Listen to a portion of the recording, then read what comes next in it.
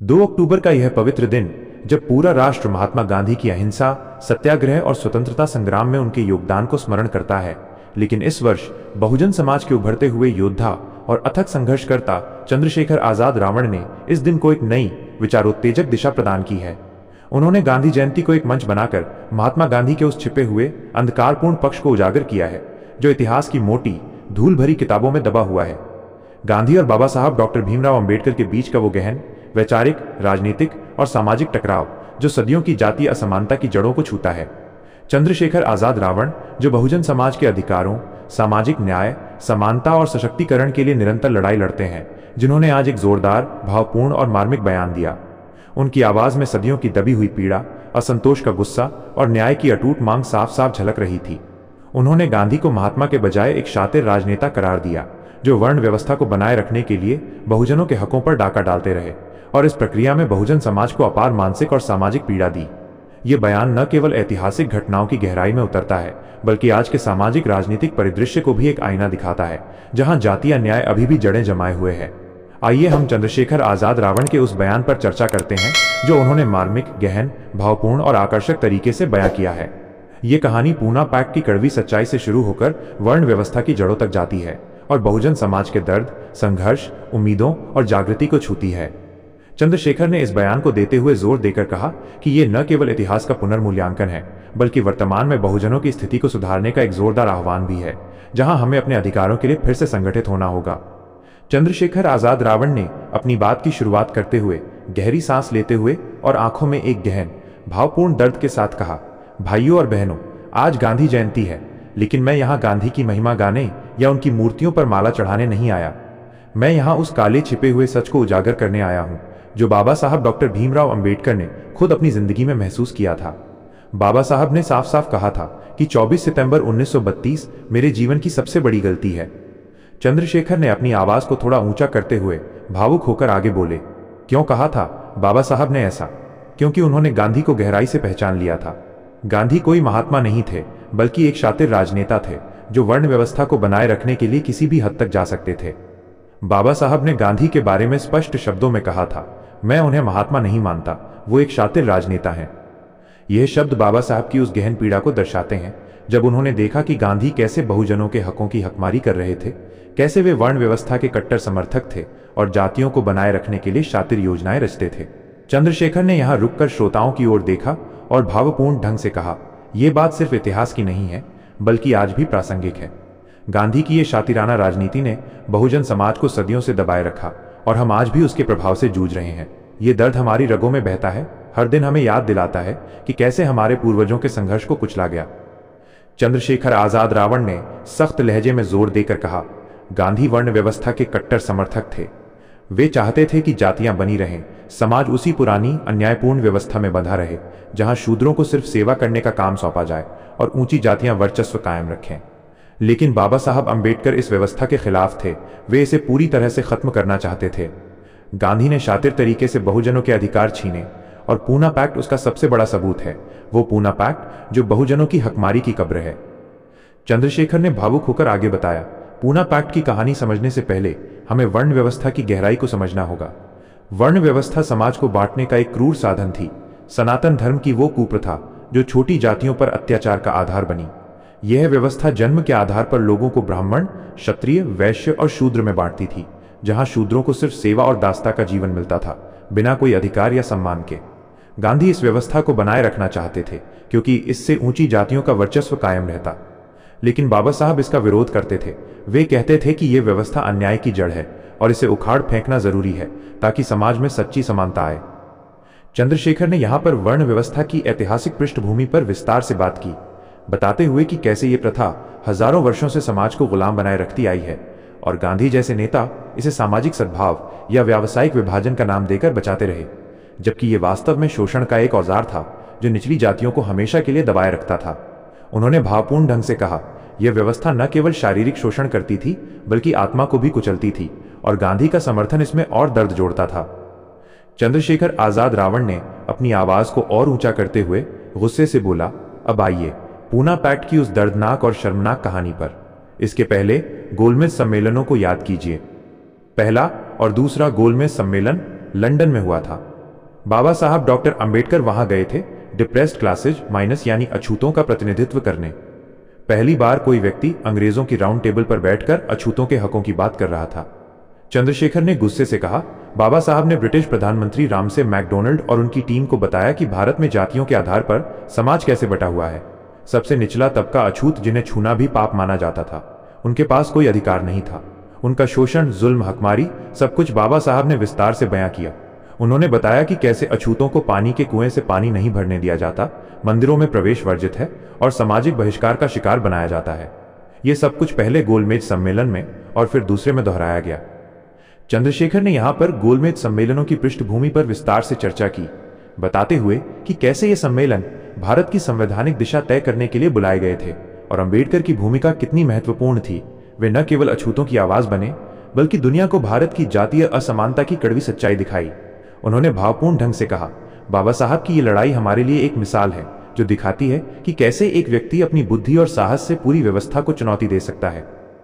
चंद्रशेखर आजाद रावण ने दृढ़ता से आगे कहा, गोलमेज सम्मेलनों में बाबा साहब ने यह भी बताया कि कांग्रेस और गांधी कैसे उनके खिलाफ प्रचार कर रहे थे।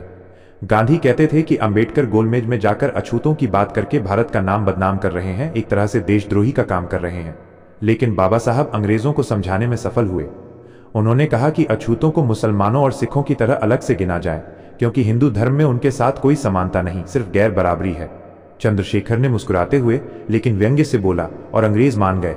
16 अगस्त 1932 को कम्युनल अवार्ड की घोषणा हुई। इसमें अछूतों को अल्पसंख्यक समुदाय की तरह माना गया, हिंदू धर्म से अलग। उन्हें सेपरेट इलेक्टोरेट और 2 वोट का अधिकार मिला। चंद्रशेखर ने यहां कम्युनल अवार्ड की विस्तृत व्याख्या की, बताते हुए कि यह अवार्ड कैसे ब्रिटिश सरकार की ओर से भारत के संवैधानिक सुधारों का हिस्सा था और इसमें अछूतों को राजनीतिक स्वतंत्रता देने का प्रावधान था, एक ऐसा अधिकार जो उन्हें अपनी आवाज चुनने की आजादी देता था। उन्होंने भावपूर्ण ढंग से कहा, यह अवार्ड बहुजनों के लिए एक सुनहरा अवसर था जो सदियों की गुलामी से मुक्ति का द्वार खोलता था। चंद्रशेखर आजाद रावण ने विस्तार से समझाते हुए कहा, कम्युनल अवार्ड क्या था? आसान भाषा में अछूतों को पृथक निर्वाचन क्षेत्र मिले जहां सिर्फ उनका उम्मीदवार चुनाव लड़ेगा और सिर्फ वे ही वोट देंगे। इससे उनका अपना प्रतिनिधि चुना जाएगा जो उनके लिए डेडिकेटेड होगा, किसी पार्टी का चमचा नहीं बनेगा। साथ ही वे जनरल सीट पर भी वोट दे सकते थे। ये बहुजनों के लिए क्रांतिकारी था, अल्पसंख्यक की तरह ट्रीटमेंट जो ब्रिटिश सरकार ने दिया। लेकिन गांधी ने इसका विरोध किया, दूसरे गोलमेज में भी मुखालिफत की, भारत में दबाव बनाया, ब्रिटिश को पत्र लिखे। लेकिन ब्रिटिश ने बाबा साहब के तर्कों को सही माना। चंद्रशेखर ने यहां पर गांधी के विरोध की गहराई पर चर्चा की, बताते हुए कि गांधी को डर था कि इससे हिंदू समाज बढ़ जाएगा और कांग्रेस का वर्चस्व कम होगा, जबकि वास्तव में ये बहुजनों की स्वतंत्रता को खतरा मानते थे। उन्होंने भावपूर्ण ढंग से कहा, गांधी का ये विरोध न केवल राजनीतिक था बल्कि वर्ण व्यवस्था की रक्षा का एक प्रयास था जो बहुजनों को हमेशा अधीन रखना चाहता था। चंद्रशेखर आजाद रावण ने गुस्से से चीखते हुए बोला और फिर 20 सितंबर 1932 को गांधी येरवदा जेल में आमरण अनशन पर बैठ गए। उन्होंने कहा, अगर अछूतों को हिंदू से अलग काउंट किया गया, सेपरेट इलेक्टोरेट दिया गया, तो मैं जान दे दूंगा। सोचिए, गांधी ने अंग्रेजों को भगाने के लिए कभी ऐसा अनशन नहीं किया। इतिहास खंगालिए, कभी नहीं कहा कि अंग्रेज जाएं वरना मैं मर जाऊंगा। लेकिन बहुजनों के अधिकारों के खिलाफ, हाँ, उन्होंने अपनी जान की बाजी लगा दी। चंद्रशेखर ने दर्द से कहा, यह बहुजनों की हकमारी थी। गांधी वर्ण व्यवस्था बचाना चाहते थे जहां जातियां बनी रहें। उन्होंने कभी ब्रिटिश साम्राज्यवाद के खिलाफ इतना कड़ा रुख नहीं अपनाया, लेकिन जब बात बहुजनों की राजनीतिक स्वतंत्रता की आई तो वे मौत से खेलने को तैयार हो गए। चंद्रशेखर ने अनशन की पृष्ठभूमि पर विस्तार से बात की, बताते हुए कि गांधी का यह कदम कितना रणनीतिक था और कैसे इससे पूरे देश में एक भावनात्मक उन्माद पैदा हो गया जो बहुजनों के खिलाफ मोड़ा गया। उन्होंने भावपूर्ण ढंग से कहा, यह अनशन न केवल एक राजनीतिक हथियार था बल्कि बहुजन समाज की भावनाओं पर एक गहरा आघात था। चंद्रशेखर आजाद रावण ने भावुक होकर आगे बताया, जब गांधी अनशन पर बैठे पूरे देश में खलबली मच गई। गांधी को आजादी का नायक बनाया गया था कांग्रेस द्वारा। बाबा साहब के खिलाफ माहौल बनाया गया, अखबारों में लेख, गोष्ठियां, धरने, रैलियां। बाबा साहब को धमकी दी गई कि अगर गांधी को कुछ हुआ तो तुम्हारे समाज को आग लगा देंगे, दंगे कर देंगे। कांग्रेस के नेता मिले, दबाव डाला। कस्तूरबा गांधी ने बाबा साहब के सामने हाथ जोड़कर भीख मांगी, मुझे मेरे सुहाग की भीख दे दो। चंद्रशेखर ने आंसू पोंछते हुए कहा, इतना प्रेशर कि बाबा साहब मजबूर हो गए। वे जानते थे गांधी को कुछ हुआ तो बहुजन समाज पर हिंसा होगी। उन्होंने अपने समाज की रक्षा के लिए झुकना पड़ा। चंद्रशेखर ने यहां दबाव की रणनीतियों पर विस्तार से चर्चा की, बताते हुए कि कैसे मीडिया और कांग्रेस ने माहौल बनाया और ये सब एक सोची समझी साजिश थी जो बहुजनों को डराकर नियंत्रित करने की थी। उन्होंने भावपूर्ण ढंग से कहा, यह दबाव न केवल शारीरिक था बल्कि आत्मा को तोड़ने वाला था, जो दिखाता है कि कैसे ऊंची जातियां हमेशा बहुजनों को दबाने के नए तरीके ढूंढती हैं। चंद्रशेखर आजाद रावण ने रोते हुए बोला, 24 सितंबर 1932 को बाबा साहब येरवदा जेल गए। गांधी से कहा, आप गलत कर रहे हैं, मैंने अपने समाज के लिए मेहनत की है। लेकिन गांधी नहीं माने। मजबूरी में आंसू बहाते हुए बाबा साहब ने पूना पैक्ट पर साइन किए। इससे गांधी का अनशन टूटा। बाबा साहब ने गांधी को जीवन दान दिया। चंद्रशेखर ने जोर देकर कहा, लेकिन एवज में बाबा साहब ने आरक्षण मांगा। कहा, जब सत्ता आपके हाथ में आएगी हमारी गुलामी फिर शुरू हो जाएगी, हमें रिजर्वेशन दो। गांधी मजबूर हुए। विधायिका और शिक्षा में आरक्षण का प्रावधान हुआ। चंद्रशेखर ने पूना पैक्ट की शर्तों पर विस्तार से बताया कि कैसे इससे 148 सीटें मिली, लेकिन सेपरेट इलेक्टोरेट छिन गया जो बहुजनों की स्वतंत्रता को सीमित कर देता था।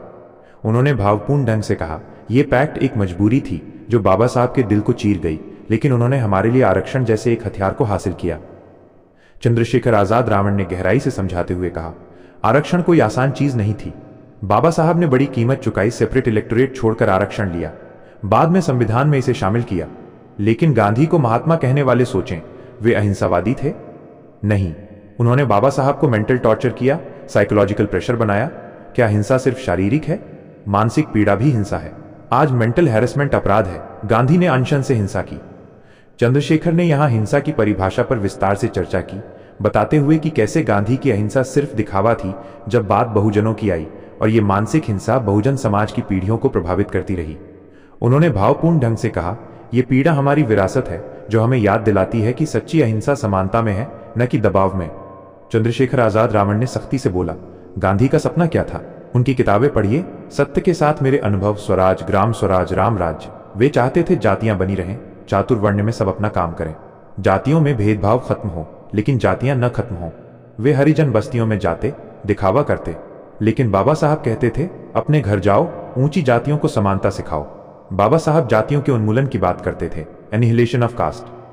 चंद्रशेखर ने गांधी की किताबों से कोट्स देकर विस्तार से समझाया कि कैसे गांधी वर्ण को समाज की रीढ़ मानते थे और ये विचार बहुजनों के लिए घातक था।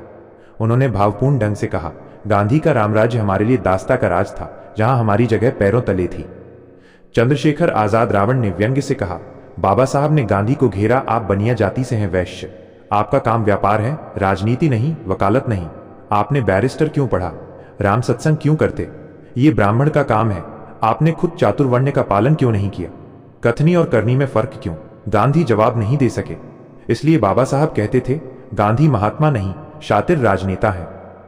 चंद्रशेखर ने इस बहस की गहराई पर विस्तार से बात की, बताते हुए कि कैसे अंबेडकर ने गांधी की पाखंड को उजागर किया और यह दिखाता है कि गांधी के विचार कितने असंगत थे। उन्होंने भावपूर्ण ढंग से कहा, यह घेराबंदी हमारे लिए एक सबक है कि कैसे हमें अपने नेताओं की सच्चाई परखनी चाहिए। चंद्रशेखर आजाद रावण ने अंत में दर्द भरी आवाज में बोला, पूना पैक्ट से धोखा हुआ, आजादी की लड़ाई के नाम पर। मान्यवर कांशीराम की चमचा युग पढ़िए माइनस। आज हमारे विधायक सांसद पार्टी के गुलाम हैं, चमचे। टिकट पार्टी देती है, वे समाज की आवाज नहीं उठाते। 13 point roster, reservation and promotion, atrocity, privatization, सब पर चुप। अगर सेपरेट इलेक्टोरेट मिलता, 2 वोट का अधिकार, अल्पसंख्यक ट्रीटमेंट, तो आज बहुजन समाज की हालत इतनी खराब ना होती। हम अपने प्रतिनिधि चुनते जो हमारे लिए लड़ते। चंद्रशेखर ने यहां आज के मुद्दों पर विस्तार से चर्चा की, बताते हुए कि कैसे पूना पैक्ट की विरासत आज भी बहुजनों को प्रभावित कर रही है और चमचा युग किताब में कांशीराम ने इसे कैसे उजागर किया। उन्होंने भावपूर्ण ढंग से कहा, यह युग अभी भी जारी है, लेकिन हम जागेंगे, लड़ेंगे और अपनी आजादी हासिल करेंगे। चंद्रशेखर आजाद रावण की ये बातें न केवल इतिहास की गहराइयों से निकली हैं, बल्कि बहुजन समाज के दर्द को आवाज देती हैं। गांधी जयंती पर यह उजागर हुआ, काला सच हमें सोचने पर मजबूर करता है।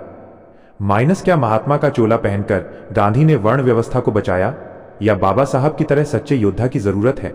चंद्रशेखर आजाद रावण ने आज इस बहस को नया जीवन दिया है और बहुजन समाज को जागृत किया है। दोस्तों, इस वीडियो पर आपके क्या विचार हैं? आप अपना ओपिनियन कमेंट करके जरूर बताएं, हमें आपके विचारों का इंतजार रहेगा। वीडियो पसंद आई हो तो वीडियो को लाइक और हमारे चैनल को सब्सक्राइब कर सकते हैं। वीडियो को यहां तक देखने के लिए आपका बहुत बहुत आभार।